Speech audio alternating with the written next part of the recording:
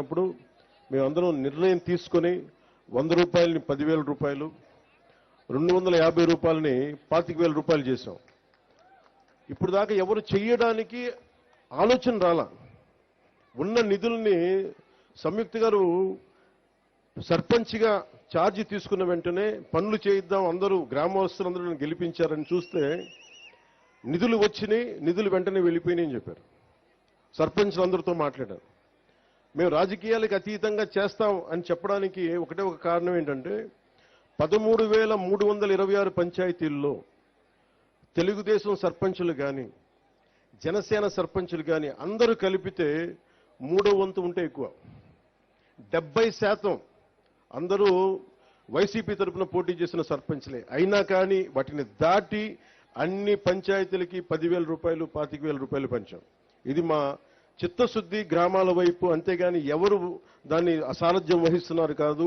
మన గ్రామాలకి ఏం కావాలి అని ఆ చిత్తశుద్ధిని చూపించడానికి.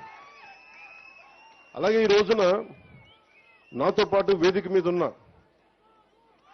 మైసూరావారిపల్లి సర్పంచ్ శ్రీమతి కె సంయుక్త గారికి, గౌరవ మంత్రివర్యులు రోడ్లు రవాణా శాఖ మార్చులు శ్రీ మండిపల్లి రాంప్రసాద్ రెడ్డి గారికి, రైల్వే కోడూరు గౌరవ ఎమ్మెల్యే శ్రీ ఆరవ శ్రీధర్ గారికి, తిరుపతి గౌరవ ఎమ్మెల్యే శ్రీ ఆరణి శ్రీనివాసులు గారికి, కేరళ నుంచి ఆంధ్రప్రదేశ్ బాగు కోసం తన వంతు కృషి చేయడానికి వచ్చిన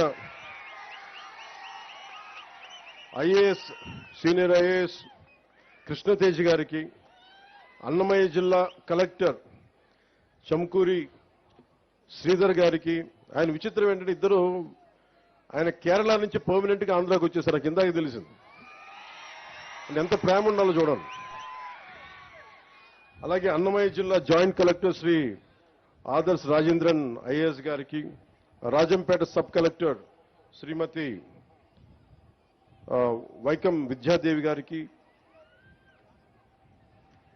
నిధ్యాదేవి గారికి, అలాగే ఇక్కడ ఉన్న Shri B Mani MPTC railway Koduru గారికి, శ్రీమతి నూకా నందిని వార్డు మెంబర్ గారికి, శ్రీ వరిజేటి వెంకటాచలపతి గారికి, శ్రీమతి సాధు మునిమ్మ గారికి, శ్రీ సామ అమరావతి గారికి, మద్రాసు మాదాసు శిరీష గారికి, వేదిక పైనున్న నాయకులు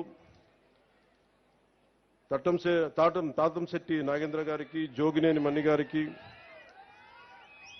వెంకటేష్ గారికి, పగడాల చంద్రశేఖర్ గారికి, వరికూట నాగరాజు గారికి, ఇతర సర్పంచులు మురళీధర్ గౌడ్ గారికి, జి సుబ్బారెడ్డి గారికి, ఎస్ సుబ్బారెడ్డి గారికి, శ్రీ సుబ్బారెడ్డి గారికి, శ్రీ కట్ట ఉమాదేవి గారికి, పోతురాజు నవీన్ గారికి, శ్రీనివాసులరెడ్డి గారికి, తిరుపాల్ కె గోవిందనాయుడు గారికి మనస్ఫూర్తిగా నా హృదయపూర్వక నమస్కారం.